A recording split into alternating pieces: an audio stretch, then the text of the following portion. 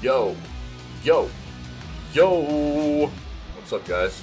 Man, my pop filter was just going all crazy on me, baby. What's going on, guys? What's up, Man, it's Saturday. My dudes and dudesettes. It's officially here. We made it. Congratulations. Most people's weekend anyways. Hope it's going well so far. Hope everybody is doing well. We've got the news, as always, for today, January 21st. Then we're going to jump into probably a couple of hours or a few hours of the forest. We'll keep pushing. We did a lot of spelunking yesterday. We really dove into trying to progress in that game. Underground. Story-wise and everything, we got like the camcorder, we got a bunch of tapes for that, we got the chainsaw, man, we dude, some more pictures, toy parts for Timmy's toy, lots of stuff that we found down there. A key card, also found a key card, pretty crazy. So we got to figure out where that goes. Lots of stuff. We made a zip line, that was dope. So we got a lot of stuff going on in the forest. So we'll get a few hours of that in, and then the first day ever of me trying Fortnite with our fellow content creator, BizenKing1, mod and huge supporter of our community also, has prompted me to play some Fortnite. So I am going to play a game I never ever thought that I would play, and I'm sure we will have fun with it. One way or another, there will be laughs, and we'll have fun. All right? So, that's the plan. News, forest, then Fortnite. Okay? So, hope everybody's doing well. Let's go ahead and hop over here. Let's do what we do. Let's get into this video gaming news segment. Cool? By the way, this is what we're listening to if you're interested. This is our soundtrack we're listening to this morning. This is a Bullets Per Minute soundtrack, the OST from the game. It is fantastic, if you ask me, anyways. Very good stuff. It's also a very cool game. It is a rhythm-based FPS, first-person shooter, roguelite game. It's very cool. It's a lot of fun. I highly recommend. It's got an awesome art style as well. Very fun gameplay. Very, very neat stuff. Highly recommend. Check it out. Indie devs as well. Like to support our indie devs. And a good soundtrack. Good soundtrack. So, go check that out. All right? Go ahead and cut that. Thank you, Maestro. Let's go. Let's hop in here. What we got for the news, baby? I hope everybody has their beverage of choice. I'll be slurping that coffee. You know how I do it. Okay. Let's see what we got. New Humble Bundle includes 7 hidden gems from 2022. We'll take a peek at that. Popular Steam game raises price after 7 years without even a sale. Interesting. Ubisoft makes Nintendo exclusive 100% free. Okay. Interesting. Right off the bat, we got some good stuff there, it looks like.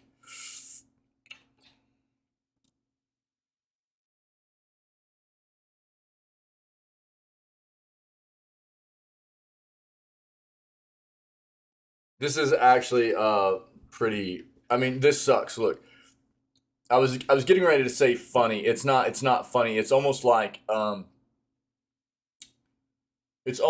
comedy though, because it is not funny at all that people are losing their jobs. There are a lot of people in the tech industry and the gaming industry that are losing their jobs right now, and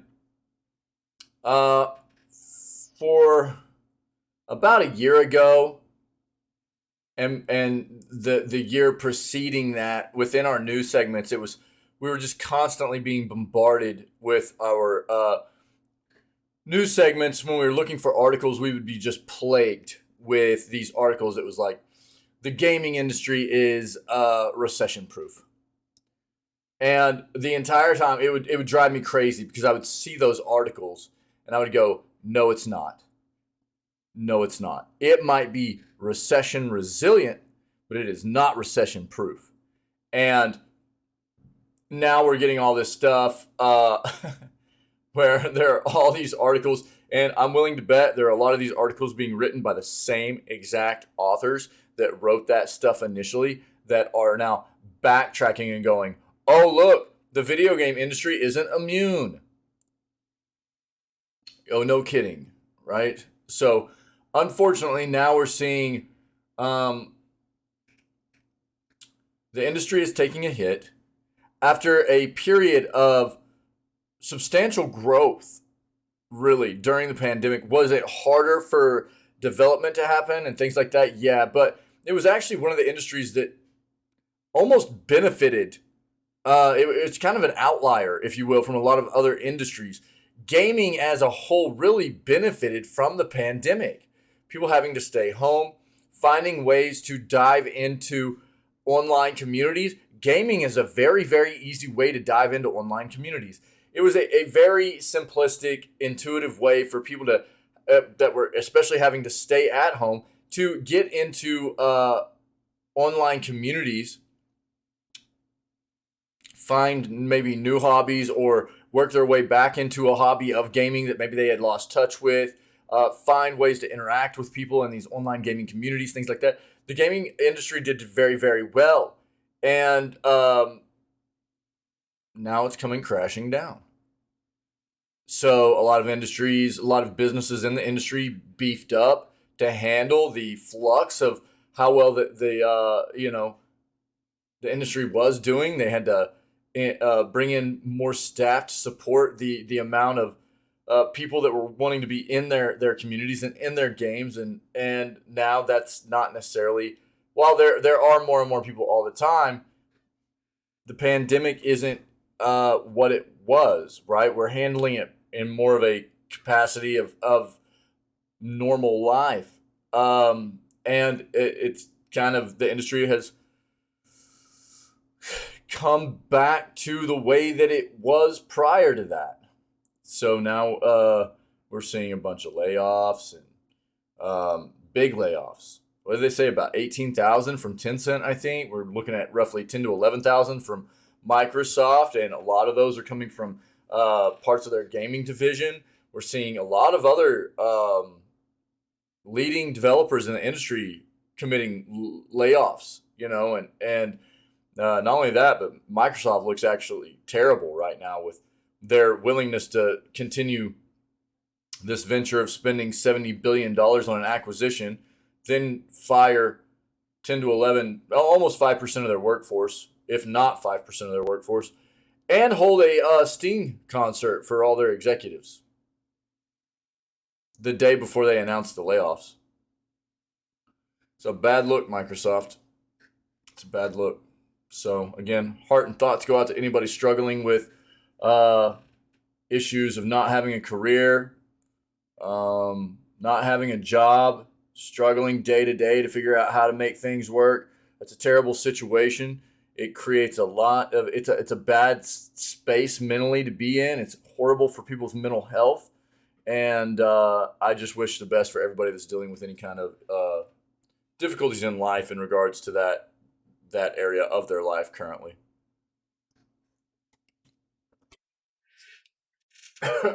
Excuse me.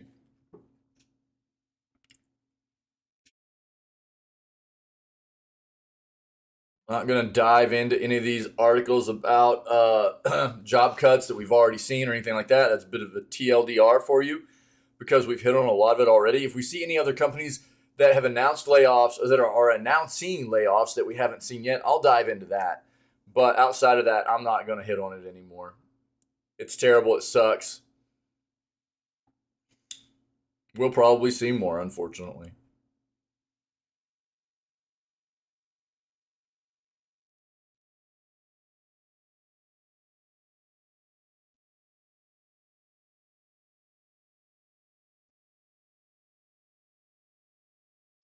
Three, four, three. No longer make Halo games. Another one that's been hit under Microsoft with layoffs. Will oversee outside development.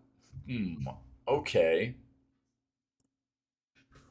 If you hadn't seen this, I'm going to recap this. We kept track of uh, Games Done Quick and their recent event. What's kind of their winter event. It happened right at the beginning of the new year. What was it? I think the 8th through the 15th. This event was particularly aimed at raising money for the Prevent Cancer Foundation, and they raised over $2.6 million during a week-long event of speed running video games, which is amazing. $2.6 million for Prevent Cancer Foundation. And not only that, but it just is an amazing, inclusive space for gamers in general to have a good time, come together, and just enjoy that passion of what we all love so much, which is gaming, right? It's good stuff. Oh, classic Star Wars game, now free with PS Plus. See what that is?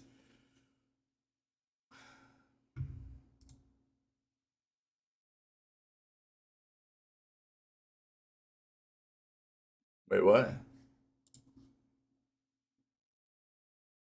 GTA Online report warns fans not to play or risk losing account. What? Interesting.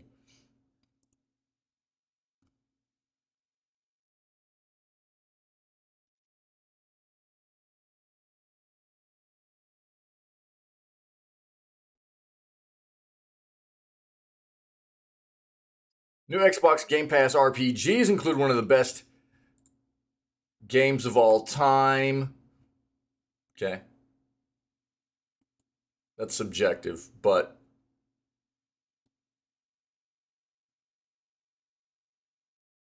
it's probably a good title. We'll take a look.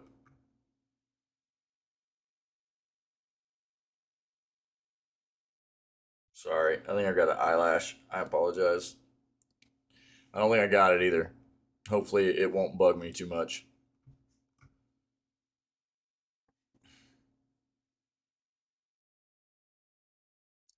Blizzard to pull the plug in China? No, there's no way. Not completely. It's too big of a market. They're having trouble getting somebody to publish their games over there, though. For the longest time, it was NetEase, wasn't it? I think it was no. I think it was NetEase, but they can't get NetEase or Tencent to collaborate with them at this point to continue publishing their titles in China. That makes it sound like they're just trying to pull out completely.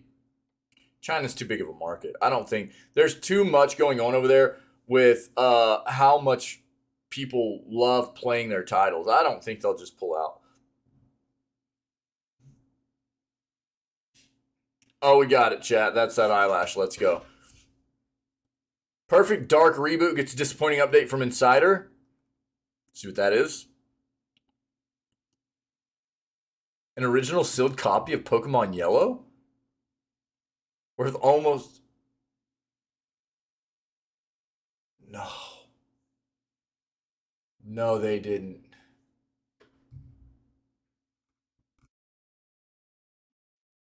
Oh my god. Original sealed copy of Pokemon Yellow worth almost $10,500 has reportedly been ruined by U.S. Customs.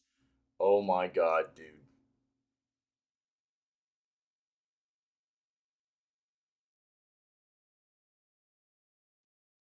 It's time to go on a witch hunt, dude. Who did it? Steam discounts popular shooter to lowest price ever. Okay. Let's take a look at that.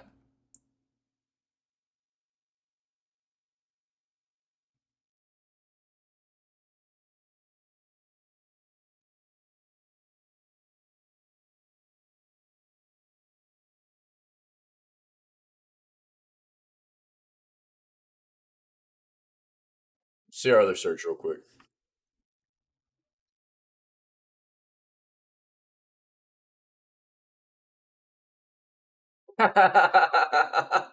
AAA games have never been this bad, and they're gonna rip on Ubisoft as well.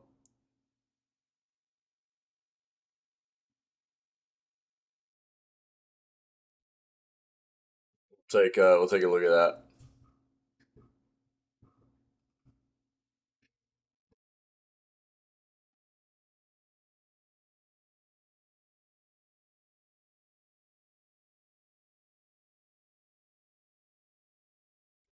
Bill Spencer tells Xbox employees layoffs were painful.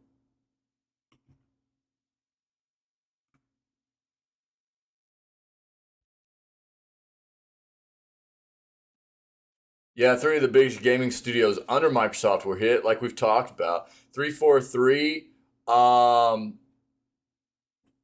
dude, Bethesda. What was the other one?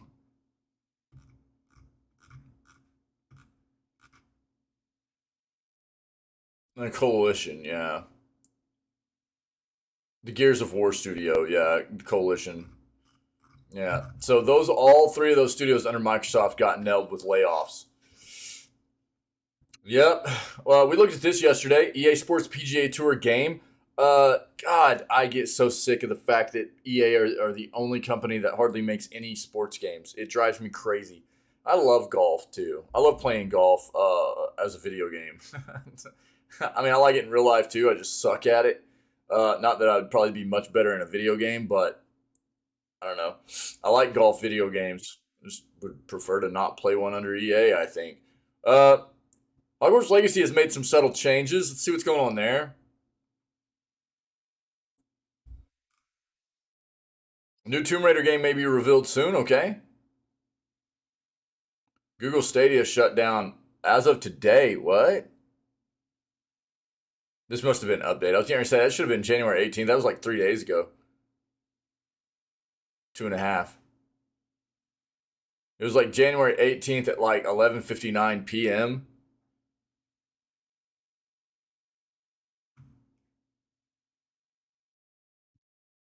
Yeah, there you go. I mean, you know what's crazy about the whole Genshin Impact story? Genshin Impact, it has netted over $4 billion in revenue at this point. It's a very, very, very lucrative game. It's very lucrative. And funny enough, they went to Microsoft and Xbox first and were like, we would like this game to be on your platform. And Xbox was like, sorry, we just got too much on our plate right now. So then MiHoYo, the developer of Genshin, went to Sony and were like, we would like our game to be on your platform. Sony was like, sounds good. And now Xbox is going, oh, God. Ouch. That hurts, you know?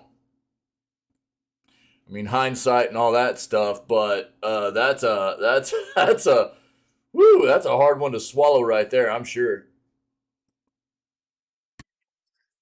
Again, if you haven't heard, emotional damage. what's up, brother? What's going on, Psych?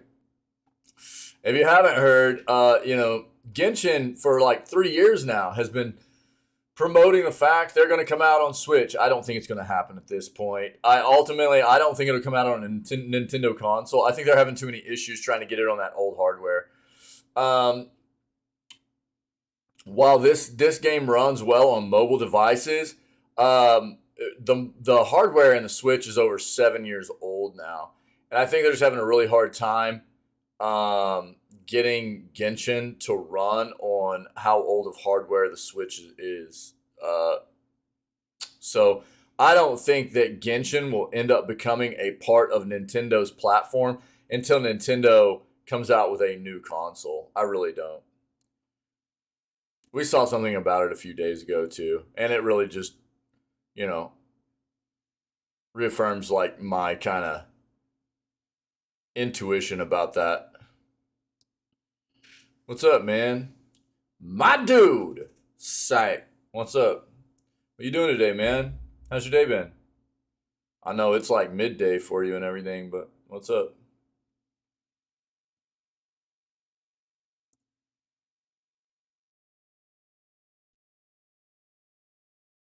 Still in bed? Let's go, dude. That's what I'm talking about. That sounds great. Looks like Netflix has added a chunk of subscribers. They had been doing really bad as of late, which was one of their big reasons for trying to pivot into the video gaming industry. And again, if you didn't know, they have roughly 50 games on their platform at this point. They have 50. They were trying to hit 50. They had touted hitting 50 games on their platform, their mobile app, by the end of last year. They didn't hit number 50 until I think the end of week 1 of 2023. So it was really close. They were pretty on par there. And they've got some notable titles, and they're in the process of developing their own AAA game. So I think for their first year of diving into this venture for gaming, they did pretty well, actually, in my opinion. They got some notable titles on their mobile platform, in their portfolio. I'm talking like Oxenfree, Into the Breach. Man, what else do they have on there? They've got a lot of other notable titles. Oh, Shredder's Revenge is on there. They've got others as well. They've got a lot of other notable titles. So I think for their first year of trying to dive into the gaming industry, they really did a solid. They had some solid plays there. Now, I think to move forward and really cement yourself as a solid player in gaming, they have to show the world or the industry that they can produce their own quality content. And they're, like I said, they're in the midst of developing their own AAA game. They've announced that, and that's going to be the big determining factor there for the longevity of Netflix being able to be successful in the gaming industry. Can they create games that are really, really enticing to get people to move over to their platform, to buy into their subscription service, Or are they only going to be good at bringing in games that have already been released on other platforms into there? That's not the worst play in the world, but creating their own custom, their own unique IPs and games, I think, is going to be a big determining factor.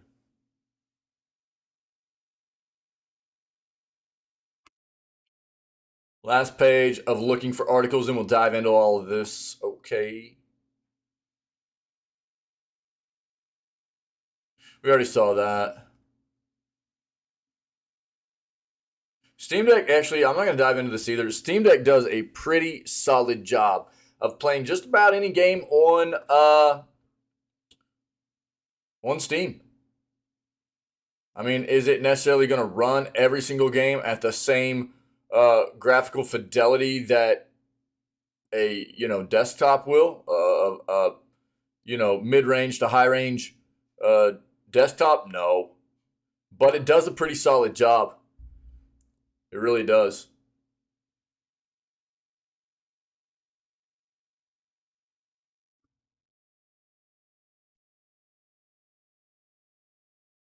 I'm not buying into this either. We're hearing conflicting kind of things come out, right? All across the board. I've been talking about Nintendo needing a new console for a while.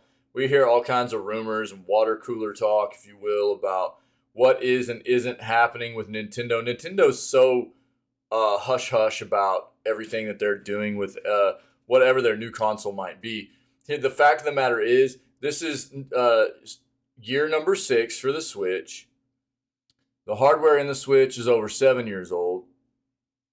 It's dated. They're ramping up production of just the original Switch because I think mainly because Tears of the Kingdom is dropping this year, and they're expecting a hike in, a rise in sales because of that fact alone.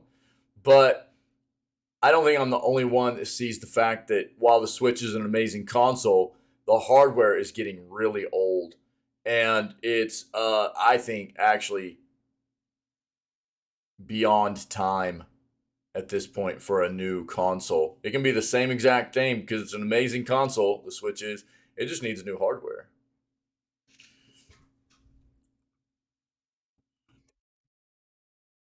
We've seen that.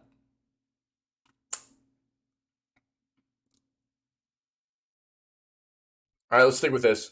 We got a large number of articles here. Hogwarts Legacy has made some subtle changes that you probably didn't notice. The upcoming open world Harry Potter game Hogwarts Legacy has made some subtle changes since its reveal that most fans likely didn't notice.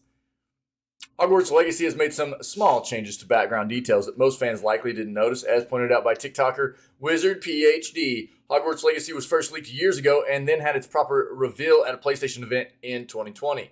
There have been multiple Hogwarts Legacy gameplay presentations since then, including a lengthy State of Play showcase that gave fans their best look at the game yet. The Hogwarts Legacy State of Play offered fans a deep dive into what exactly the open-world Harry Potter game has in store, highlighting various game mechanics, features, characters, and more that fans can look forward to when the game launches next month. However, Hogwarts Legacy State of Play first aired nearly a year ago, and as evidenced by new gameplay videos released since then, some small details have certainly changed in the game. As spotted, again, by Wizard PhD, Hogwarts Legacy has made these changes since the initial State of Play presentation. It was pointed out that the Latin scene in the stained glass window during the sorting ceremony has changed. In the State of Play version, it says Verum Deceit Vere, is that Magi? Which Wizard PhD says roughly translates to the truth learns the true magic, or in a true way, he learns the true magic. However, if fans watch Hogwarts Legacy video that reveals Headmaster Black, played by Simon Pegg, the Latin has seemingly changed to Omni Nunc Magi Magistra. Get in here, Gabs. What's up? Happy Saturday. Or to every magic now master. Okay, this isn't the only change pointed out by Wizard PhD, though the other one points out a difference between the Hogwarts Legacy reveal trailer and the State of Play presentation.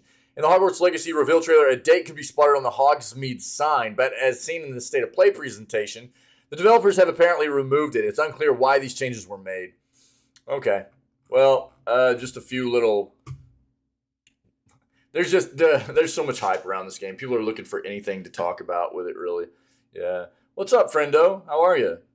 What's going on? What you doing? Oh, man. Sorry, I've got my hat on the wrong way before you dive into that topic. You know, it's one of those days. I just woke up and was like, I had my Edward Scissorhands hair. It was just kind of all over the place, man. And I was like, you know what'll fix that? A hat. So that's how that worked. Got home about an hour ago. Word up. You chilling for the rest of the day? New Tomb Raider game may be revealed soon. Again, look, Tomb Raider is owned by Embracer now. But there was already apparently a Tomb Raider game in development by Square Enix.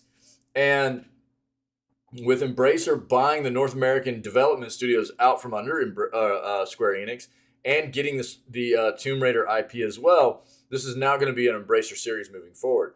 The next Tomb Raider game is reportedly aiming to be revealed fairly soon. Tomb Raider is one of gaming's seminal franchises, introducing a really strong female protagonist that would become a gaming icon, laying the foundation for Uncharted and much more. It's a series that has survived many incarnations over the years. In 2013, the series was rebooted with a darker, grittier tone that put Lara Croft in far more peril and created an arc for her to become the Tomb Raider across the trilogy of games. The trilogy was received fairly well, but it's been quite some time since we last saw Lara in a video game. It was confirmed in 2021 that a new Tomb Raider game was in the works, but it's unclear if it will be directly part of this rebooted saga or just a general Lara Croft adventure. However, we may find out more relatively soon. In a new report from Exputer regarding the future of Marvel's Avengers, which is also developed by Crystal Dynamics, it was revealed that the remaining staff on the superhero game is expected to move over to the new Tomb Raider project full-time to help prepare for a proper reveal later this year. It was recently confirmed that Amazon would publish the new Tomb Raider game, but it's unclear when the team is expected to release the game. Perhaps there's a chance that it's slated to come out later this year or sometime in 2024 if Crystal Dynamics is gearing up for a reveal soon. We've also heard that Crystal Dynamics is basically slowing down production of anything Marvel's Avengers because this game did not do well. So what we had read is they're really not going to plan on doing any kind of future content after this year for Marvel's Avengers. So not a big surprise there. As of right now, we'll just have to wait and see. It wouldn't be shocking if Crystal Dynamics is planning to reveal the new Tomb Raider game this summer around E3, as that would be the place most people would expect it. However, it's not out of the question that the developer plans its own standalone event outside of E3, but it really remains to be seen. Look, man. I'm so sick of these. E3 has not happened in 3 years. Understand that. People need to quit referring to summer showcases in the video gaming industry as E3 because E3 has not happened in 3 years. So why is it still being referred to as that? Every single year, E3 as a standalone showcase goes, we're canceling this year, but we'll be back next year. This has happened for 3 years now. We're canceling this year, but we'll be back next year. The next year rolls around. Hey, sorry, we got to cancel this year. We'll be back next year. And what it results in is every year, these companies, these developers have come up with better and better ways to showcase their products themselves. These individuals that are riding on Cade Onder, it never happened like the moon landing. They gotta stop, dude. Referring to E3 as like it's something that has just continued to be something. It's not, dude. It might actually be dead. Even if it comes back, I don't think it's going to be the gaming showcase that it once was. I think too many developers have realized that they don't need to necessarily showcase out of E3 anymore when they can just do it themselves. So this has got to stop, man. All right, Gabs. Nice emote, by the way. But new Tomb Raider reveal might be coming before we know it. Steam discounts popular shooter to lowest price ever of $3. Until February 2nd, one of the best first-person shooters is only $3, the cheapest it has ever been on the digital PC storefront. For many, the PC is the home of the first-person shooters because of mouse and keyboard. The advancements in aim assist and the popularity of free-to-play games on consoles are starting to challenge this idea. Gamer. He's probably laughing at me ranting. Because, dude, every time I see that, it gets me riled up. Because these authors of these articles just won't stop doing it, dude. And it drives me crazy. For many, the PC is the home of the first-person shooters because of mouse and keyboard. Even though, we have people like Wick that are aim assist Andes and they want to use controllers. I'm just playing around. I don't care if you use controller or keyboard. I'm trying to troll our troll a little bit. The advancements in aim assist and the popularity of free-to-play games on consoles are starting to challenge this idea. That said, it's hard to deny that the best place to play Titanfall 2 is PC. If you've never played the EA shooter, well, now you don't have any excuse because it's only $3. This is the cheapest we've seen it on any platform, not just Steam.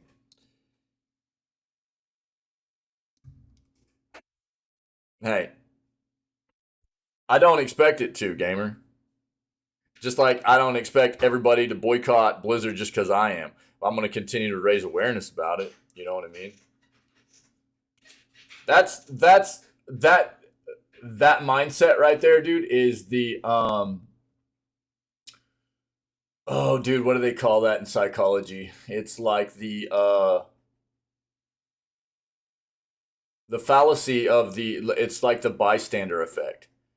Just people see something wrong and they don't take care of it because they go, oh, well, other people saw it too, so somebody else will take care of it.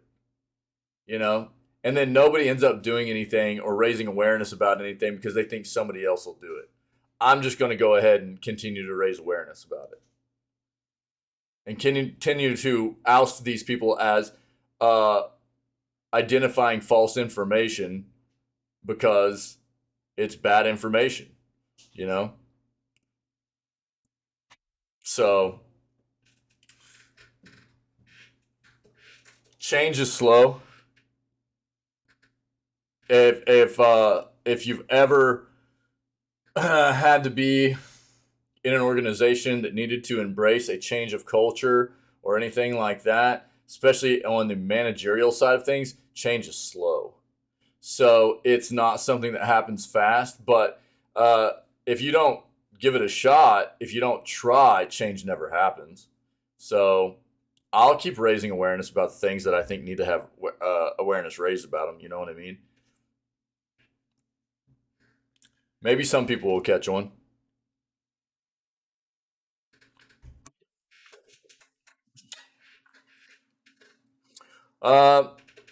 Developed by Respawn Entertainment, the studio behind games like Apex Legends and Star Wars Jedi Fallen Order, the Titanfall sequel was released back in 2016, was widely considered one of the better games of the year. Unfortunately, it was released in the same year as Overwatch and sandwiched between a new Battlefield and Call of Duty, so not many people played it.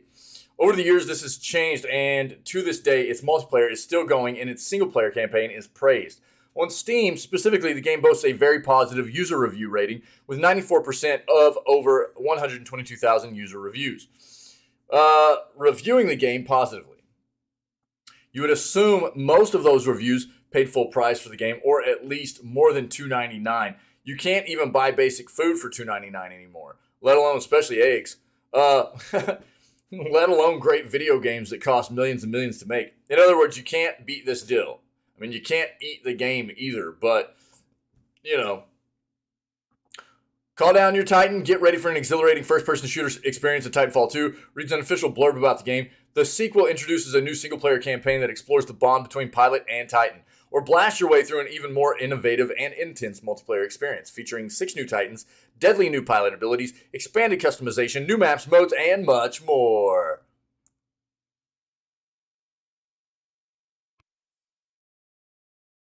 Titanfall 2. Here you go.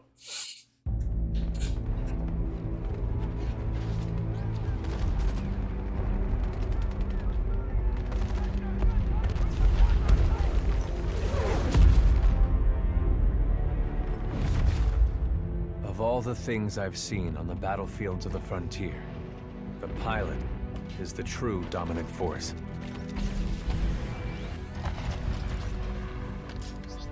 Fast and agile. Graceful, yet devastating. Perceptive, resourceful, and relentless. A pilot sees the world differently. Sheer walls become flanking routes. Pilots fight differently. Experienced in deception and maneuver, even overwhelming odds shift in their favor. But what truly separates the pilot from all the grunts and machines of the battlefield is the bond between a pilot and a Titan.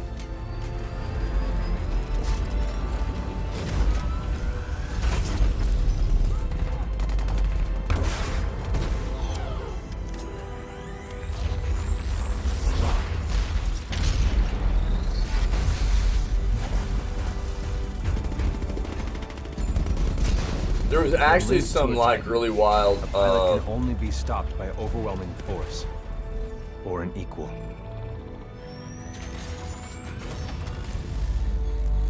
It was about a year ago, I think. Somebody had come up with some kind of image that they were sharing around the internet that made it look like there was like a GameStop in Germany or something that had a Titanfall 3 box out or something, like a placeholder box, and everybody was like, "What?" And killing us all if we try to resist. But it was just like something somebody came up with. We have a just long way to go before get hype built up defeated. about something that's not really in development, I don't think. Now, I serve as a rifleman in the militia, fighting to free the frontier. I'm a long way from becoming a pilot. But when that day comes, I hope I can live up to the honor. There you go. Titanfall 2. Cool. So $2.99 on Steam, man. Check it. Interesting. Titanfall 2. Ultimate Edition. Comes with everything. Ultimate Edition Titanfall 2 for $2.99. Pretty cool. Pretty cool. It is supposed to be a very good game. Yep. So I'll link this article for you just in case you want to watch that trailer again or you need some info out of it if you're interested in that title. There you go. AAA video games have never been this bad, and Ubisoft shows why. Readers feature. A reader is upset by the news from Microsoft and Ubisoft and argues that big budget video game development has never been in a worse place. It's been quite the week for faceless corporations this week, huh? Microsoft, Amazon, Google, and more all making 10,000 or more people redundant for no good reason. None of these companies are in financial trouble. In fact, they're in major profit because that profit is slightly less than the previous year, that they have to be seen to be doing something about it. Naturally, that doesn't involve a change of leadership or wage cuts in the boardroom, but instead the victimization of ordinary workers that have no say in how the companies are run. Yep. There's nothing new or unusual in any of that, unfortunately, but it does underline just what a soulless production line modern AAA video game production is. There are expectations, of course. Most of what Nintendo makes seems to have plenty of artistic spark in it, as do games from other companies like the amazing Elden Ring and a lot of what Sony does. Games can be big budget, mass market, and financially successful, but the big Western publishers don't even seem to try. You know we're in a bad spot when EA seems the most dynamic of the big publishers at the moment, while Activision just trundles on with their one single game that's been the same for the last 20 years. EA does the same thing, sorry to burst your bubble, but EA literally takes all of their sports games. They're the same thing they have been for the last 15 to 20 years. They might update a little bit of the gameplay tech in them, but it's basically the same thing. Or 2K, who just tread water for 5 years between each new Rockstar release. But it's Ubisoft and Microsoft that have been in the news the most this week, and for good reason. Not only has Microsoft gotten rid of 10,000 workers, but they seem to have decimated 343 Industry's single-player team, while ex-team members call them out for bad management. If you follow the games industry, you'll know people have been accusing Microsoft of that for years, and yet it's taken all this time for them to realize the problem and start doing something about, and that's only if the rumors are true. For my money, Ubisoft is even worse, though. I'm sure the mass redundancies are just a matter of time, but they've been making increasingly samey games for years now. Yep, I mean, I talk about that a lot with Ubi. With the pandemic, meaning that time finally caught up with them, and they've been forced to confront the fact that everything they make is just a gray sludge of regurgitated ideas. Just look at the list of 2023 releases that got leaked. Filled with mobile games and live service garbage they know doesn't sell, but they're going to carry on with anyway. Meanwhile, actual good and original video games, which have a proven track record of making money, are nowhere to be seen unless you're actually excited about Assassin's Creed 14 and The Crew 3.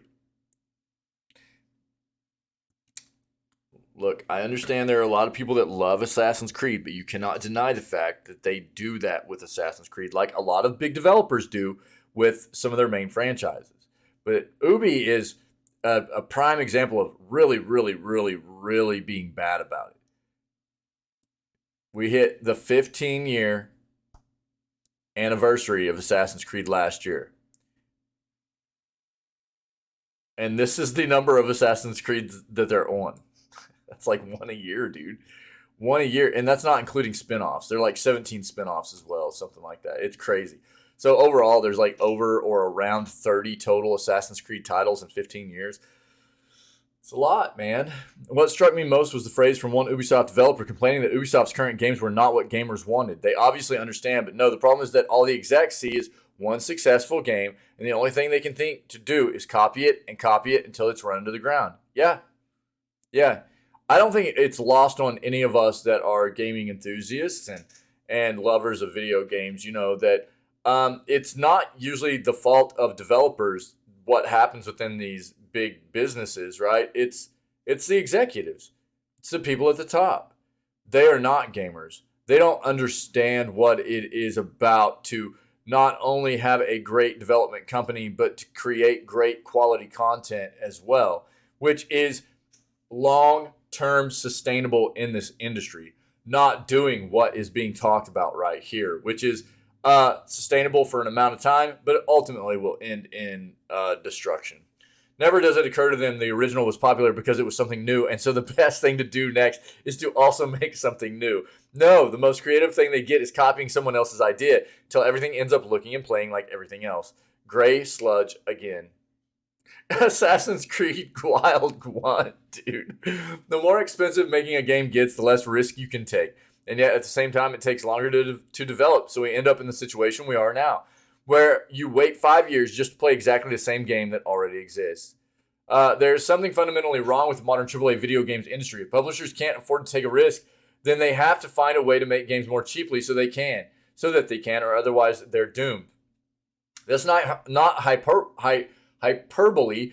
Just look at Ubisoft. It's happening to them right now. Yo, Tabo, what's up, buddy? There never was a golden age of gaming. It's only ever been the top 5% that's any good. The danger now is that percentage is falling because games literally can't afford to innovate. It's not rose-tinted glasses that make older games seem more inventive. It's cold, hard economics. I'm sure all Ubisoft's mobile and free-to-play games will fail, and then what? They'll probably be bought by Microsoft or Google. No. They're going to be bought by Tencent or Embracer, I think. I don't think they'll be bought by Microsoft or Google. They could be, but I really think there's a better chance of somebody like Tencent or Embracer buying them. Then a few months later, they'll sack a few thousand developers, will be in an even worse position, and down one publisher. Gaming is in a terrible situation at the moment. Sales are down. Creativity is down. Creativity is definitely down. Aside from, this is what I want to talk about, though. Let's talk about indie devs in this whole situation, too, at the end of this, okay? The number of releases is down, and the people have no money. If companies aren't careful, their short-sightedness is going to cause another industry crash. It's already on its way. And to be honest, as long as indie developers survive, bro, I mean, come on, dude. Exactly. I'm not sure how much sympathy I'm really going to have, right? Yeah. So exactly what I was thinking here, reading this whole thing, and I was right on par. I've talked about this sentiment a lot, dude. This is a very good article. Ubisoft is not the only developer in this situation. They're not the only big AAA developer that is having this issue. They are just one of the more notable that has leaned so heavy and so hard on polluting the industry with their titles just consistently that it's caught up to them a bit quicker. But it's happening to these other developers as well. And the indie, thank God for indie developers. You want to talk about like being able to see the difference between big AAA developers and them only wanting to lean on and keep creating the content they've continued to do for the past 10 to 20 years, and how it's starting to get real stale and old, and it's taking its toll on these big developers. And then looking at the inventiveness and creativeness that comes along with these indie developers and their ideas and how successful they can be at releasing games, great games, at a price point of like maybe between 20 to 30 bucks, and they become very, very successful. You know what I mean? They're not having to release their games at a price point of $70 now, which has become the norm in the AAA space, right? They create amazing games that are super creative, small development teams, and they sell them at a very, very nice entry point for us as gamers, and they do very well, you know? I'll be on the forest, man, for probably 2 to 3 hours, and then we'll switch over and play some Fortnite with Biz and King. Yeah, that's the play. Yeah. So, you know, I know people have gotten tired of me harping on Ubi, but dude, I mean, you have to see the correlation here of how long I've been talking about how bad Ubi looks with their business practices and their titles and things like that, and where they're headed. I've used Ubisoft as an example for quite a while now, and they continue to trend downward. I know there are people that love this company. I know there are people that love these games, but this is not something we haven't seen before, okay? There are many, many developers that we have fallen in love with over the years that are not the same developer that they once were, right? And as much as it hurts to go, this is not the company that I was once a fan of anymore. It's not them, right? It's hard for people to come to grips with that sometimes. It really is. It's like me with Blizzard. I loved Blizzard.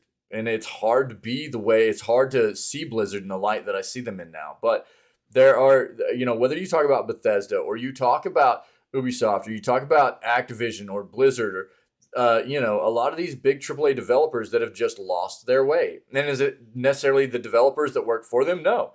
Most of the developers that work for them are actually very passionate game players, but their voices aren't heard.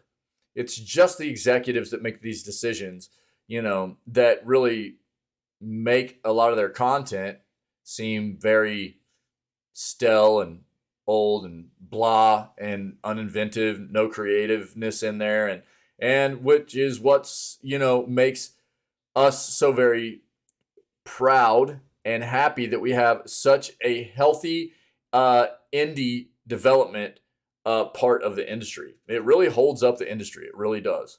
So shout out to the indie devs, man. Phil Spencer tells Xbox employees layoffs were painful. Yeah, I mean, going back to the article we just read, all the layoffs too, they were absolutely right. Are the layoffs necessary? No. I mean, the perfect example is what I've been talking about this whole time with Microsoft. They're going to spend $70 billion. I get what business is business. I get that. It doesn't mean you don't ever lay off people. There are people that don't toe the line. They don't pull their weight. And people need to be gotten rid of that aren't doing their job, right? But to just dump 11,000, even though your company's still, doing well, dump 5% of your workforce, even though you're willing to spend $70 billion on an acquisition, and the day before you announce those layoffs, you're holding an executive only private concert for like that, dude. That's insane. How absolutely terrible is that? Microsoft's head of gaming, Phil Spencer, has addressed this week's round of job cuts at the company, telling staff they were painful choices. I just have a feeling like it just doesn't come off as sincere, does it? I can't.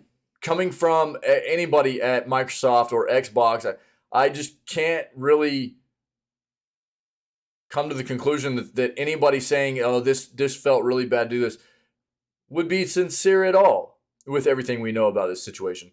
On Wednesday, Microsoft confirmed plans to lay off approximately 4.5% of U.S. technology giants' 220,000 person workforce, around 10,000 people. Eventually, this was confirmed to have affected the company's gaming divisions, in particular Halo developer 343, Bethesda Game Studios, and marketing. On Friday, Phil Spencer sent out a company-wide email obtained and published by Kotaku, in which he told employees the cuts would set up for long-term success. Quote, "This has been a difficult week across Microsoft here inside our teams." He wrote, "Now that many of the one-to-one and team conversions have happened, I want to take a moment to reiterate the message that you heard from your leaders. This is a challenging moment in our business. This week's actions were painful choices. The gaming leadership team had to make decisions that we felt set us up for the long-term success of our products and businesses, but the individual results of those decisions are real. I know that hurts. Thank you for supporting our colleagues as they process these changes." The email continued, "Over the coming weeks, we'll have many opportunities to connect and answer your questions, including the monthly gaming update next week for teams who attended the meeting, and I am in close contact with teams at ZeniMax to provide support. The GLT and I are committed to being as transparent as we can. Moving forward with ambiguity is challenging, but I am confident that together we will get through this difficult moment in time. Xbox has a long history of success thanks to the work you do in service of players, creators, and each other. Your work is so deeply appreciated and valued in these times of change and is integral to our business momentum."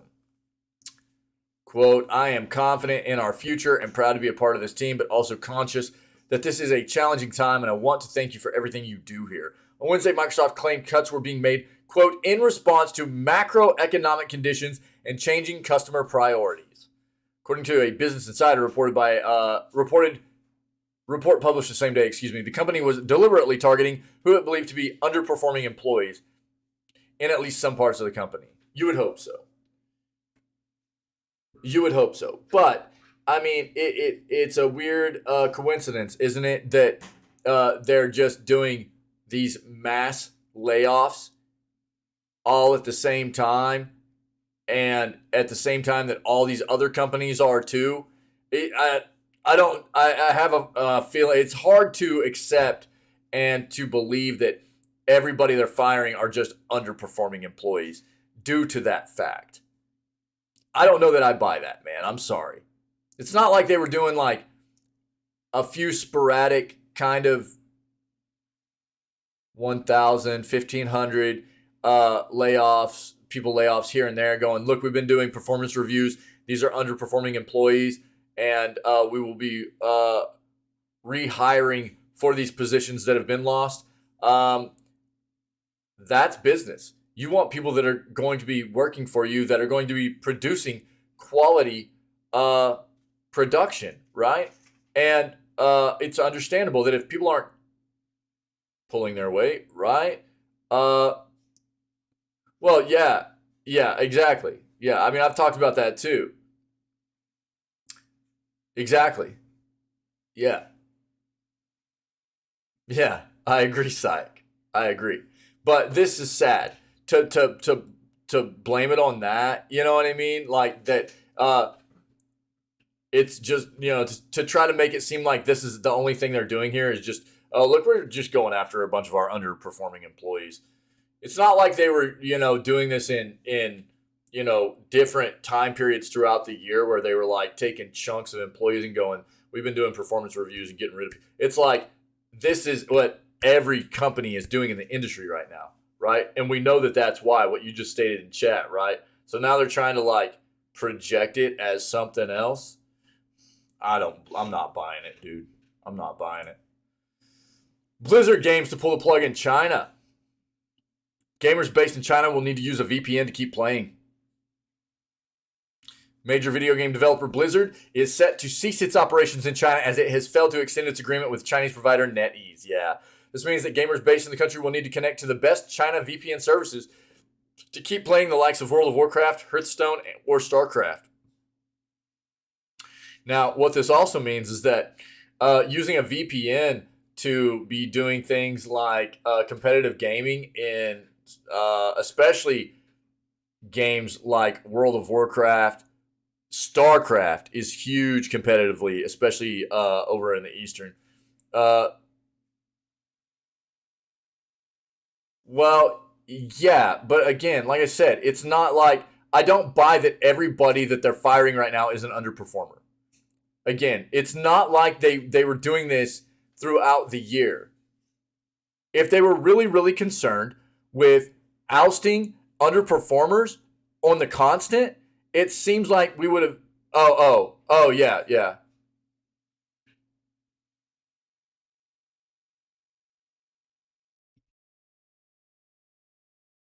Wait, what?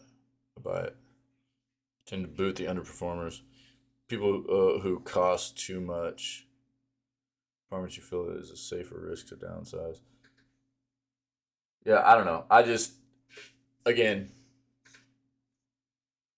I think we're kind of on the same line here. But it just, yeah, I don't know. I feel like they're projecting a bit. They're trying to make it seem like it's just them trying to be good business instead of what's actually going on here a little bit.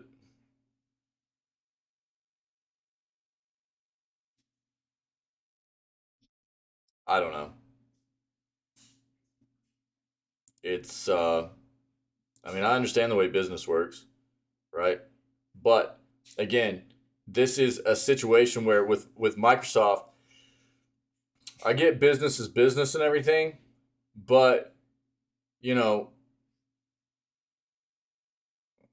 I'm sure that some of the people they ousted were underperformers, for sure. But all of that 5% of their workforce was underperforming. I doubt it. I seriously doubt it. With the fact that business sucks for sure, And again, this is no coincidence that all these firings are happening at the same exact time as all these other companies doing it, because it is that time of the year, right? And the economy's in a bad spot and everything. So it's not like again, for me, it'd be easier to accept that sentiment if this was just a trend of them showing like, look, every quarter they kind of fire this amount of people because they're doing performance reviews and they hire this amount back or something like that, you know. It was like, yeah, then this is something probably due to a lot of performance issues or whatever.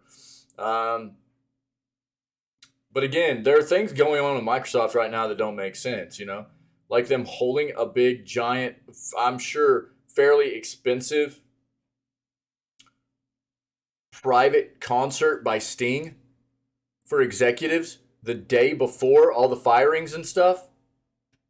How much money are you really trying to save here? You know what I mean? I mean, that's probably like chump change, dude, pocket change to a company like that, but still, it's not a good look, dude. You know?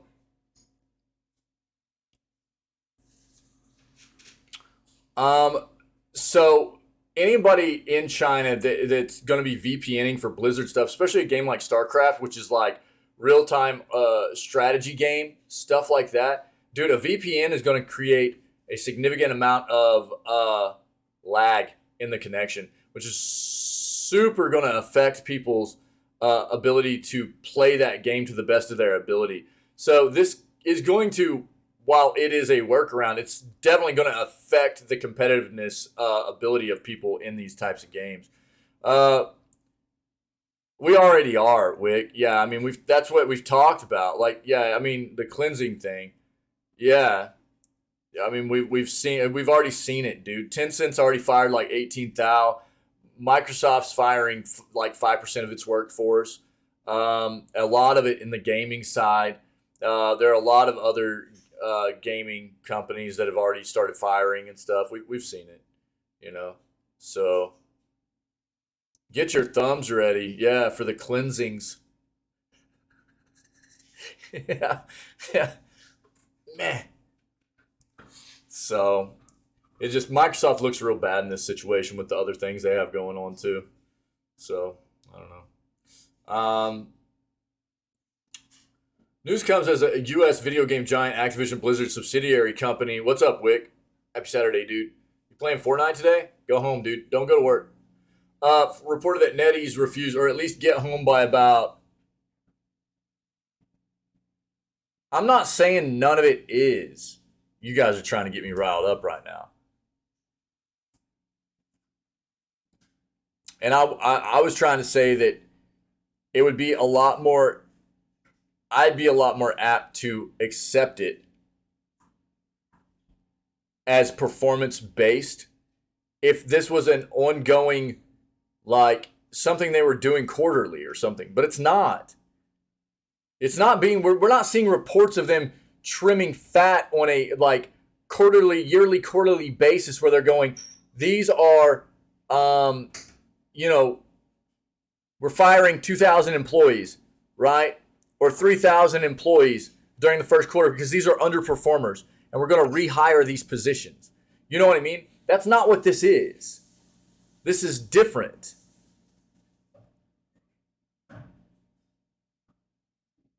This is them needing to get rid of people and going, oh yeah, looks like you're not quite hitting those quotas there. Not quite hitting those quotas. So we're going to have to let you go, right? They're finding reasons to get rid of the amount of people they feel like they need to get rid of right now. So this isn't like a normal situation of them doing performance reviews, and this isn't a normal ousting of people that are not performing well, and they're going to rehire these positions. They're TPS reports, right? TPS reports, there we go. Yeah. Well, I talked about that earlier, too. Wick. So you're just too late, dude. Get in here on time, okay?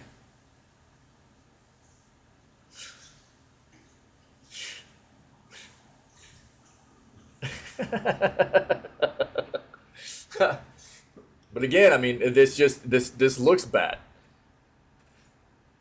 It's not. This is Microsoft doing the same thing that every other company is doing, and it's not a normal layoff thing. This is them trying to find any reason they can to get rid of people.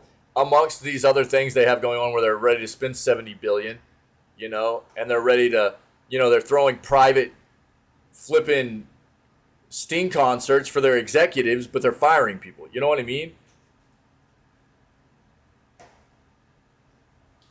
You're too late, dude. I've already talked about all this stuff.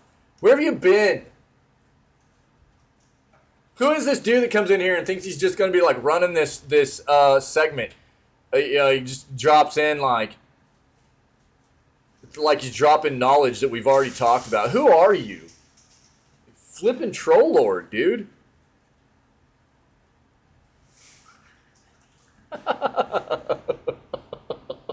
Hacker Man. He's the most powerful hacker of all time.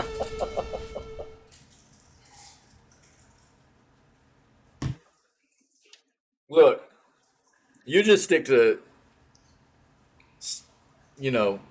making those smoothies and dancing around in those chairs, all right?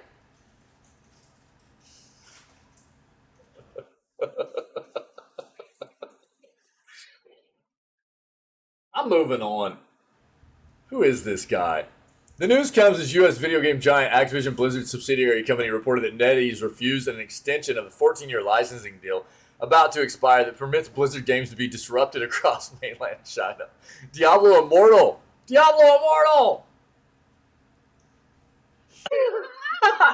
You're so full of crap, dude. Jesus. Will be the only game released under a separate contract. Other titles won't be available for users connecting within the country's borders from January 23 onwards. Following the update from Blizzard Entertainment, which bemoaned their inability to negotiate a 6-month extension prior to the shutdown of Blizzard games in China, NetEase has issued a fiery response and tore down their local orc statue live on stream. Nice.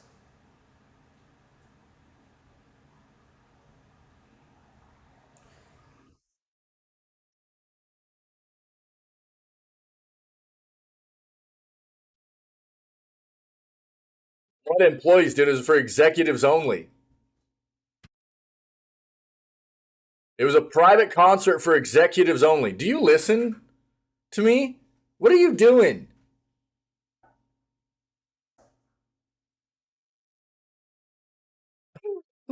What do you mean their employees are happy with the concert? What are you talking about? You're trolling, bro. Unfortunately, NetEase is unwilling. Oh, executives are still getting a bonus, dude. Are you flipping kidding me?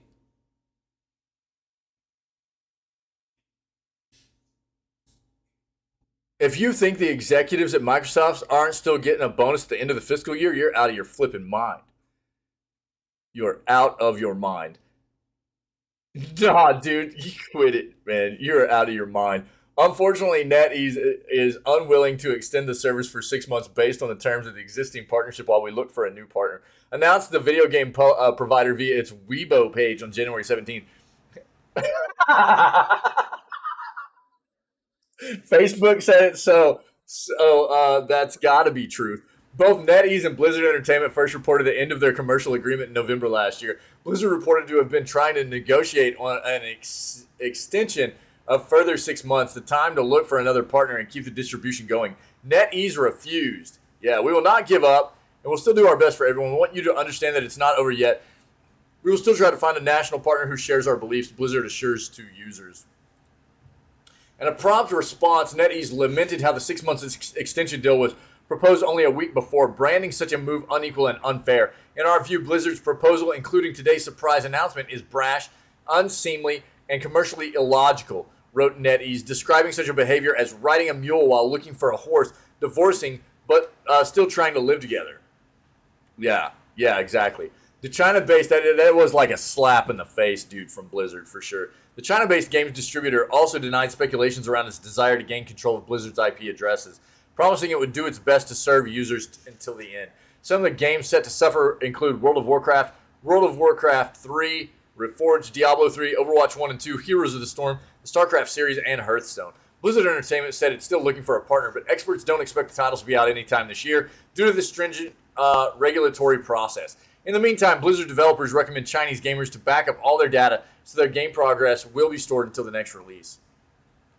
Yeah, how China VPN can help. Yeah, we know. If you don't know, basically it'll make you seem like you're not playing out of China. It'll hit a server first in another country. It'll make you seem like you're a player in a country that is not in China. But then it'll redirect the connection to you in China, so it'll still allow you to play. But it's going to significantly impact your latency, okay?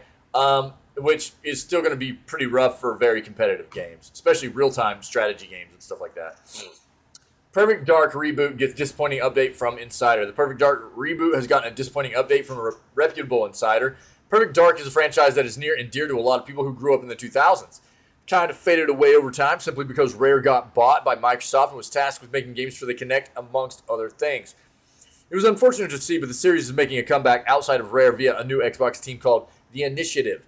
This team is assembled of some of the best developers out there, and they've been hyping it up as one of Xbox's biggest, most exciting games of this generation. However, it hasn't been smooth sailing. Following a report about Crystal Dynamics winding down support on Marvel's Avengers, in order to fully commit to the next Tomb Raider game, insider Miller Ross noted on Reset Era that Perfect Dark is hitting some road bumps. For those that don't know, Crystal Dynamics joined Perfect Dark as a support studio in 2021. It's unclear exactly how much they are contributing, but Perfect Dark is expected to release after the developer's Tomb Raider game, which is a bit surprising since Perfect Dark has seemingly been cooking for a lot longer. However, the pandemic and the aforementioned road bumps are likely contributing to a rockier development. Crystal Dynamics is reportedly gearing up to reveal its new Tomb Raider game later this year, which could lend well for an actual release later this year or next year. If that's the case, Perfect Dark could still be years away from releasing, which is probably not good news for a lot of Xbox gamers. Xbox has been struggling to release big games at a constant pace, resulting in a 2022 having no major Xbox exclusives. 2023 will have some big titles like Starfield, Redfall, and more, but fans are still pretty nervous about the overall state of things. Yeah, 2022 wasn't great. They had like a couple of decent titles, but nothing super big, yeah. But we'll see what's going on with Perfect Dark as we move forward, I guess. Yo, how much does this hurt? Check this out. An original sealed copy of Pokemon Yellow worth almost $10,500 US has reportedly been ruined by US Customs.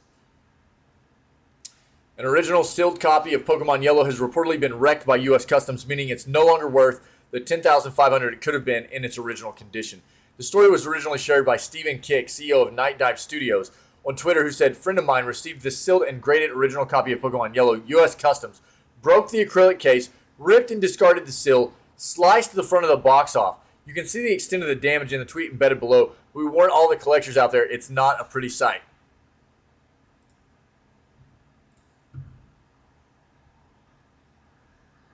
Oh my god, dude!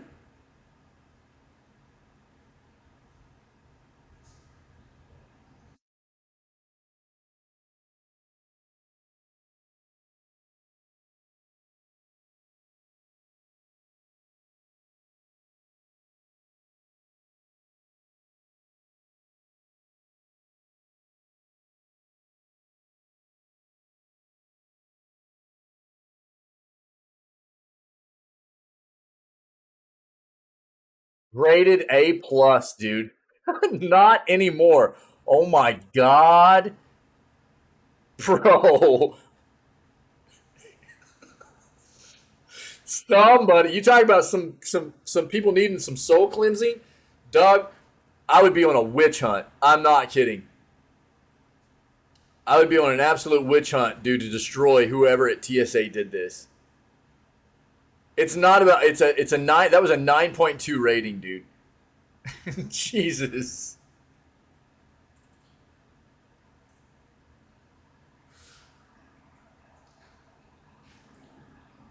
Oh my god.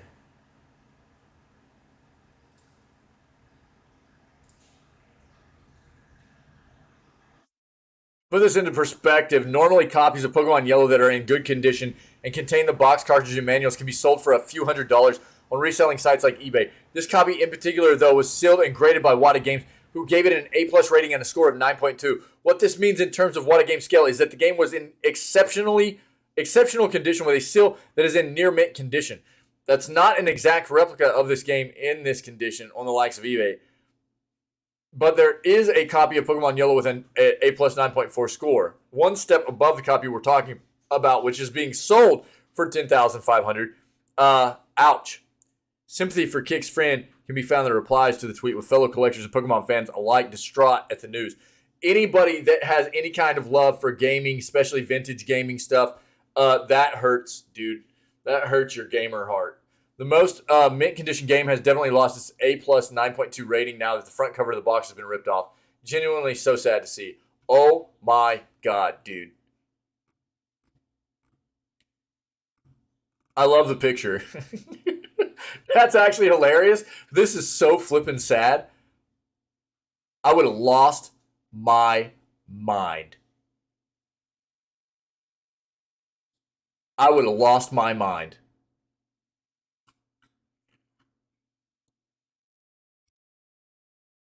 New Xbox Game Pass RPGs include one of the best games of all time. Xbox Game Pass Ultimate, subscribers across both platforms. F's in chat for the Pokemon Yellow game, dude. Jesus, I can't. That's going to hurt me all day long. Oh, dude. Yeah, that was like the Banksy that was like on a timer or whatever, right? It was like on a timer. It was like part of his art exhibit, right? It was like on a timer or something like that, and then when the timer went off, it like shredded it, right? Wasn't that what happened? No, what happened with it? Oh, they just bought it and then shredded it? Is that what happened? I thought there was a Banksy painting that was like actually set up on a timer or something to go through a shredder. Maybe that was somebody else. Oh, it was on a trigger. It was sold at an auction after being given to somebody.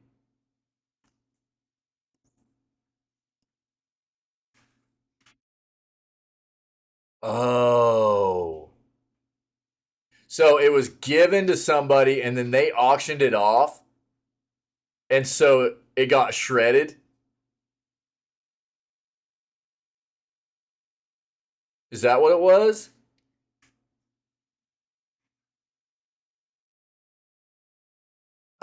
Dude, that is so good. So Banksy had it shredded because it was not. So he triggered the shredder like a few seconds. That's awesome, dude. Because he did. It was like a gift, right? Because it was like a gift, and he was like, "This isn't the way this is supposed to go." Is that what it was about? And then it increased the value. Of course it did. Or the art world is weird, dude. Of course it did. Which is exactly what he didn't want to happen, right? That's not what he was trying to get done. Yeah. He just didn't want somebody else to have it. So he was trying to like destroy it or whatever.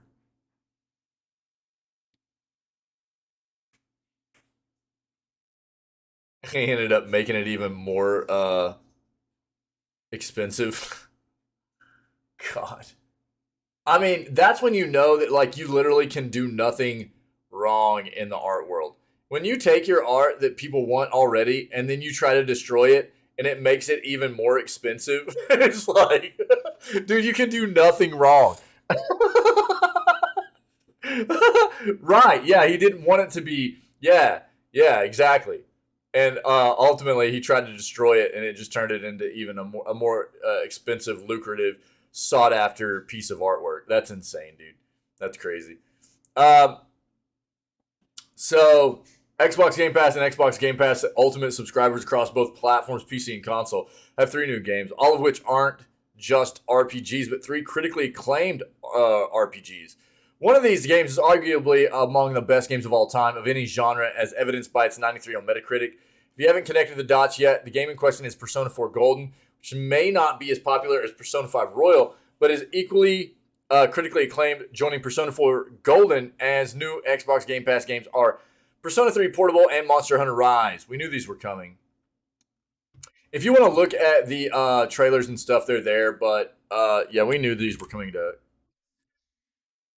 Yeah, I agree, dude. I love art, dude. I love art, but it's kind of the same thing as like sports players. You know what I mean? It's like it's just gotten way too like pro athletes get paid way too much money, dude. You know, it's always crazy to me. Like, you look at even I know, especially here in the U.S., you look at educational institutions. The focus isn't on education normally; it's on sports. You know. Well, yeah, I know, but I'm just saying, like, how much money gets poured into things that really, like, overtly poured into it that shouldn't really. You know what I mean? Like, art is cool. I love art. I respect the crap out of art, but dude, it gets just there's it's crazy how expensive it can get, right? And I'm just like making kind of a comparison here into how absolutely absurd some expensive some things can get. Like how much pro athletes get paid to perform their art of you know engaging in their sport they play, or artists that have become stupid famous, and like Banksy, or even historical art figures and stuff. Their original stuff is just so stupid expensive. And what art is also really a really weird world too. Like fashion's really weird. You go, next thing you know, you're going to see people sitting at sports venues. Okay, check this out. Sports venues watching all these people that make all this money, but it's going to be other entertainers that are sitting there, like resting their feet on like stupid expensive pillows and stuff. I'm calling it.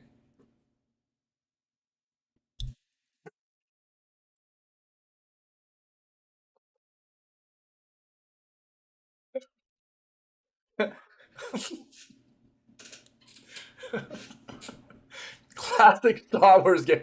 You know what I mean? You know what I'm talking about? We're gonna have to do a lot of soul cleansing in the world, man. Classic Star Wars game now with free with PlayStation Plus. Some PlayStation Plus subscribers on PS4 and PS5 can now download and play a classic Star Wars game for free, courtesy of the subscription service. The catch is you need to be subscribed to the most expensive version of the subscription service, called PlayStation Plus Premium, the only tier that gives subscribers access to PS3, PS2, PS1, and PSP games. More specifically, if you're a Star Wars fan and a PlayStation Plus Premium subscriber, you can now enjoy Star Wars Demolition. How long the game will be available via PS Plus, we don't know, but it's already available at the moment of this writing. So, again, Star Wars Demolition. So, from 2000, it's been enhanced with new features and technical improvements. No trophy support, unfortunately. If you're not a PS Plus Premium subscriber, you can't play the game for free. You can play the game following a $4.99 purchase.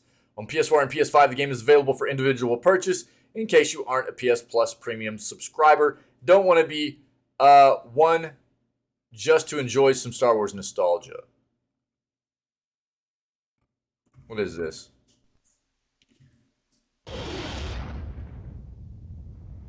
Cult websites for what?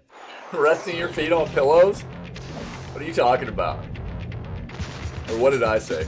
Star Wars, Star Wars, Star Wars. For Sony PlayStation and Sega Dreamcast. Brace yourself for Star Wars Demolition.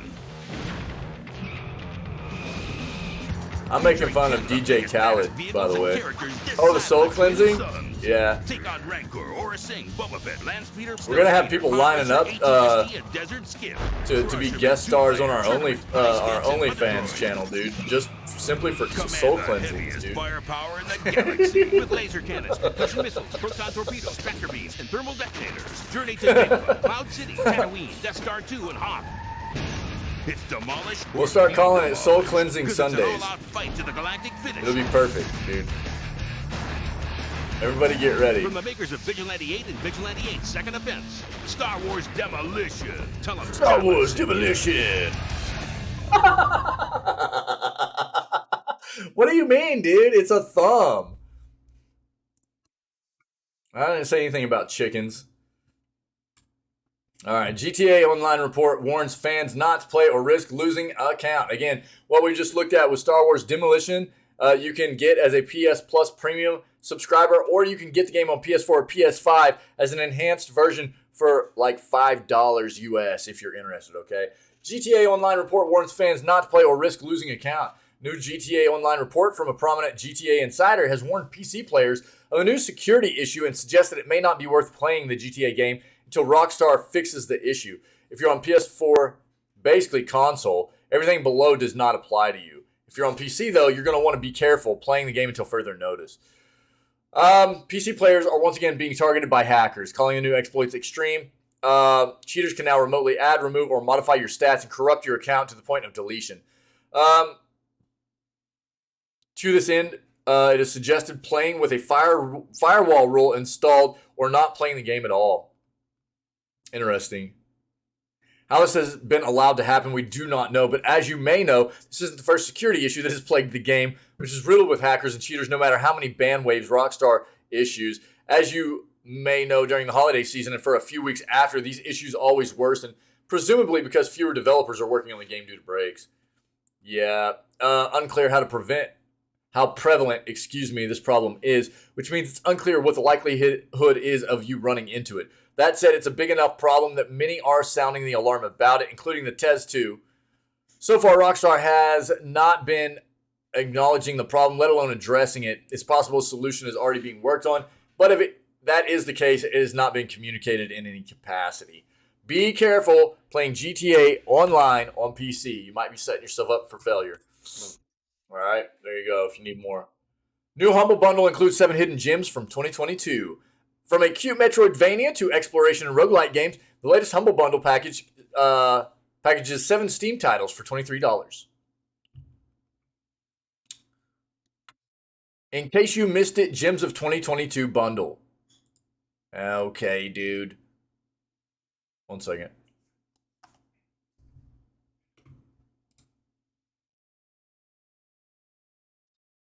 Okay.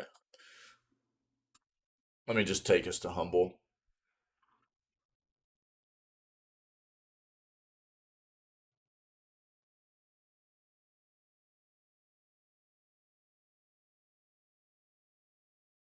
Here's the in case you missed it. 13 days left. We're talking about Prehistoric Kingdom, Submerged, Zero Sivert, Superland 6 Inches Under, Kappa, Haiku the Robot, Power Slave, Exhumed, and Source of Madness. Okay? All of these are pretty well reviewed on Steam, at all being over 80%, but most of these even being over 90% reviewed on Steam.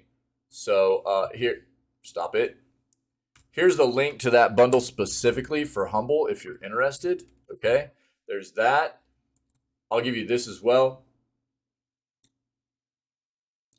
All of the Humble bundles give you the option to like go down in price a little bit to get a certain amount of the games, but maybe not all of them. Just depends on what you want to do. You can actually pay over too, which gives to like charity and stuff. So I'll give you this article. But if those games seem like they might be interesting, dude. There we go. All right, there you go. In chat. Popular Steam game raises price after 7 years without a sale. Devs say this price increases to account for the level of inflation since its 2016 launch. Okay. Yeah. Was this Factorio? Yeah. Critically acclaimed base building hit Factorio is an odd duck. Since its 2016 Steam release, the game has never gone on sale. Never.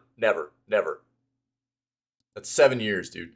Now the developer behind Factorio is changing the price of its popular game. It ain't getting a discount. Instead, the price is jumping up $5 next week. Random vote, go. Random vote, let's go. The devs blamed inflation for the sudden price increase. Interestingly enough, the general reaction from the community has been mostly positive.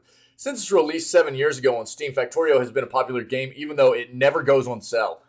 On the game's Steam page, it straight up has a disclaimer letting folks know that its devs have no plans to take part in the sale or to reduce the price for the foreseeable future. That'll still be the case after it goes from $30 to $35 on January 26th. Let's go, random mode. Let's go, rando mode. Get a free sub. Gross. This quote, this is an adjustment to account for the level of inflation since the Steam released in 2016. You might expect a flood of angry responses from players, but it appears that the devs have done a good job of being transparent with their community. For example, by giving them plenty of heads up about the upcoming price change. Factorio has also avoided microtransactions and other exploitative or expensive DLC. The end result is that not only are people fine with a price increase, many are suggesting the studio offer more ways for players to help financially support the game. Wow. Here's Factorio. It all started 8 years ago with an idea for a game about automation. A game where you build a factory, defend it, optimize it, and scale it to insane sizes. A game full of machines, transport belts, robotic arms, trains, flying robots, and so much more. The idea became a prototype. Dude, that looked like an old Bel Air. Turned into an early access game. Awesome. And now, at long last, Factorio is ready to launch.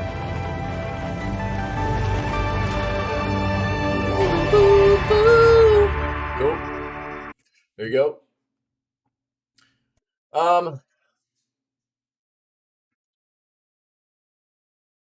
Might be wondering why a studio would never let its game be a part of any Steam sale for nearly a decade. According to the makers of Factorio in a 2016 forum post, it's about respecting players who bought the game and not rewarding people who hold off on buying it at a lower price. If you think Factorio is priced too high, then it is your choice to not purchase. We hope that with enough time and extra development, we'll be able to convince you of its value. Interesting.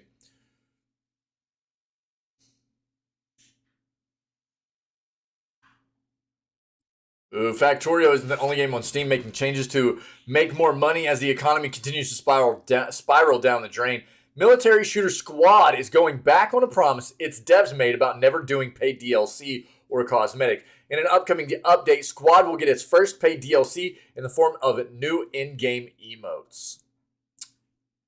Here's what the team behind the online Milsim shooter had to say on Steam about the new update, about the new upcoming paid cosmetic.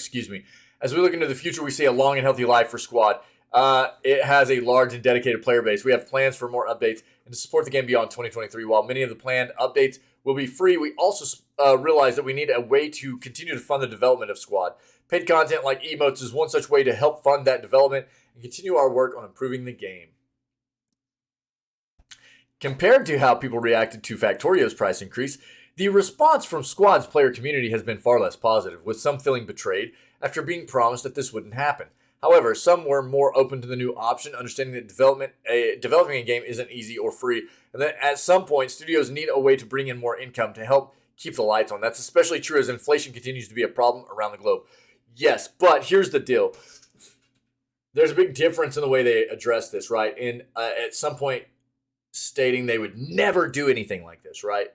Whereas Factorio's developers have been very open about their thoughts about the pricing of the game, how it was probably going to increase, things like that, and why, right? So anytime a developer says things like they will never do something and then backtracking on it is never received very well. It's a much more safe play for developers to obviously, be open and truthful with the community. But if you're planning on potentially making some kind of statement like that, don't make it in a way which is set in stone. Say something more along the lines of, we don't currently have any plans in the foreseeable future to ever have any kind of paid DLC or microtransactions within our title. That way, if you get to a point in the future where it seems like you need to incorporate that kind of stuff, even though it's still not going to be accepted greatly, it's not as terrible of a backtrack for you, So I think developers need to be very, very careful about their choice of words when addressing never doing something. Because look, there's a reason why, people say never, right? Ubisoft makes Nintendo exclusive 100% free. Yeah. We've already talked about this. Again, shout out to our buddy Ferret. Ferret had this up in our Discord before our bot even grabbed this. So Ubisoft has made the former Nintendo Wii game Rayman Raving Rabbids 100% free to download until January 23rd. 2 more days. Once claimed, the game is yours to keep forever, but you need to redeem the offer before January 23rd. If you after January 23rd, it won't be free anymore. Okay, you can get this on Ubisoft's storefront. All right, I will link this for you. We've talked about this. You can also find this in our Discord gamer deal channel. Okay, there are links there for it. Also, if you forget and you need to go grab it later or what have you, it's in our Discord also. So don't forget to get your free games. While we're on that note, free games. Epistory Typing Chronicles is free right now through the 26th of January on Epic Games. And then it'll be Adios and Hell is Others. Welcome to the neighborhood from the 26th of January through the 2nd of February. Okay? Get your free games, guys. Last article I have, okay, for the morning. And then we'll jump into some gaming content. Cool? If you have anything to add or that you would like for us to discuss before we move on, let me know and we'll talk about it. All right. 343 Industries will no longer make Halo games, but will oversee outside development. Claimed 343 will be taking a backseat to the development of future Halo games.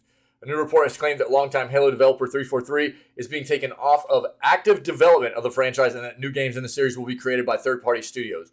According to Halo leaker Bathrobe Spartan, who has a solid track record leaking Halo inside information and translated by Metro, Microsoft's mass layoffs have hit 343 Industries hard, and we'll see up to a third of its workforce laid off. Veteran developer Joseph Staten is reportedly exiting the studio and will rejoin Xbox Publishing. 343 Industries will then take on a parental role for Halo, overseeing new games and content while working on maintaining the game's engine. This isn't entirely new territory for 343, as it has relied on outside help to develop Halo's Infinite's multiplayer content. Season 2 is a prime example of this.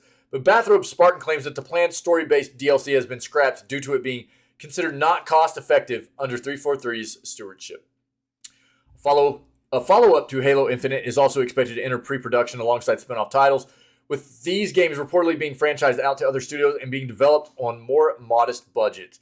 While Halo Infinite had a strong launch, recent months have seen 343 criticized for delayed content rollouts, tedious multiplayer progression, and numerous bugs. Controversially, 343 canceled couch co-op so it could instead focus on developing Halo Infinite's live service features.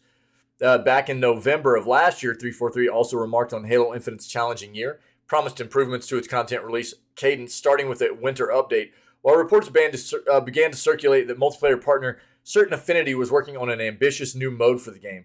Season 3 Echoes Within is still scheduled to start on March 7th and will add new multiplayer maps, the Bandit Rifle, and 2 new game modes. GameSpot has contacted Microsoft in an attempt to get more details and will update this post once a response has been given. We saw some of the winter stuff that was being rolled out for Halo. I wasn't real impressed, to be honest. Some of the things that you could get for armor and stuff, it was just kind of not very impressive to me. I'm not a Halo player though, so I don't know. So there we go. 343 just kind of taking a parental role moving forward on Halo stuff. Somebody else is going to be leading up the development process. So we'll see how that works out for Halo. Yeah. Them's the breaks, baby. That's how the gaming news cookie crumbles, my friends. Cool. You guys rock, man. Happy Saturday, guys. Happy Saturday. So we are going to work our way into playing a little bit of the Forest today. And so it'll be we're calling it day 5. It's more like day 4.5 because we're not doing a full day of the Forest. Then we're going to jump into playing, I can't help but laugh, a game that I never ever thought I would play, which is Fortnite. So I'll be trying my hand at Fortnite this weekend. We'll see how it goes. I'll do my very best to keep an open mind with this game, have some fun, and we'll see how that rolls out. It's never appealed to me. I don't necessarily have anything against the game. It's just never been something that appealed to me. But I've got a community member big supporter of our community, a mod here, and amazing individual in our friend Bizen King. Also a creator and streamer here on Twitch that wants me to try the game out. And so how can I resist? You know what I mean? So we're going to give Fortnite a shot here this weekend. And we'll see. We'll probably get some other friendos in on some squad-based stuff, and we'll just have some fun, all right? But you guys are amazing. Thank you for being a part of the news segment today and being, as always, a part of what we do here in this community. I appreciate you very much. If anybody's checking out this content as either a VOD on our YouTube page or a highlight on our Twitch channel, see what you can do about coming and hanging out with myself, the rest of these amazing people that are part of the community. Whenever we go live every day at 6 a.m. CST, we start all of our streams off with our video gaming news segment before we dive into whatever gaming content we have slated for the rest of the day, okay? We have a lot of fun down here, very inclusive, cool community, lots of good vibes, and we would love to see you come hang out and have a good time with us, okay? Other than that, you guys stay healthy, stay safe, be kind to one another. We will catch everybody tomorrow for January 22nd's edition of Video Gaming News and more Forest and more Fortnite. Cool?